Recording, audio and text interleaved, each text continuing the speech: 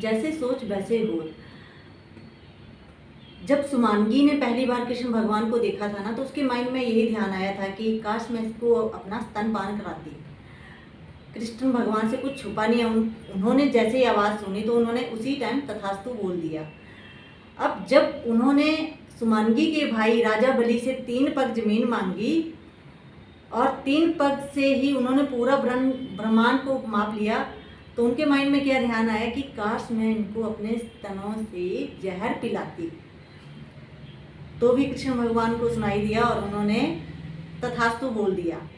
अब बात आती है कि कब इनको दूध पिलाया और कब जहर पिलाया। दूध पिलाया माता यशोदा के रूप में और जहर पिलाया पूतना के रूप में। जो हमारी सोच थी ना, मतलब एक सुमांगी ने एक ध्यान रखा कि काश मैं दूध पिलाती, लेकिन वो अच्छे रूप में, लेकिन जहर पिलाती वो किस रूप में, वो भी आपको समझ आ गया। अपने इस छोटी सी स्टोरी को छोटे से शब्दों में मैंने आपको इसीलिए ब्रीफ किया क्योंकि जो हमारे माइंड में चला होता है ना, एक्चुअल में वही हो जाता है। अपने शब्दों को, अपने ख्यालों को इस तरह से रखिए कि जहाँ आप काम कर रहे हैं, किसी भी प्रोफेशन में काम कर रहे हैं, एक पंचुअलिटी और एक रिस्पॉन्सिबिलिटी के साथ करिए। कोई किसी को कुछ नहीं बोलता है, लेकिन आप जितना रिस्पेक्ट से अपने काम को करेंगे, जितना प्यार से आप अपने काम को करेंगे, वो काम आपको फील नहीं होगा। अगर काम को आप बर्डन समझकर करेंगे तो वो हर टाइम आपको पिंच होगा, हर टाइम, सुबह भी शाम भी आप हर टाइम परेशान ही रहेंगे।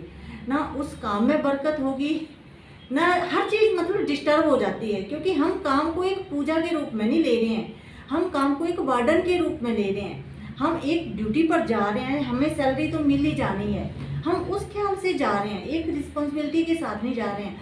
अपने काम के साथ प्यार करिए। आप जितना अपने काम के साथ प्यार करेंगे, वो काम आपको उतनी ही बरकत देगा। देखो, ये फील्ड एक ऐसी है, जब हम दुनिया एक ऐसा रंगमंच है, लेकिन जो चीज़ें हमें किताबों से नहीं मिलती है वो यहीं से मिलती है। जो चीज़ें यहाँ, ये भी हमें बाद में, दुनिया भी हमें बाद में सिखाती है, इससे पहले हमें पेरेंट्स सिखाते हैं, जो कि आसानी से हमारे दिमाग में नहीं जाता है।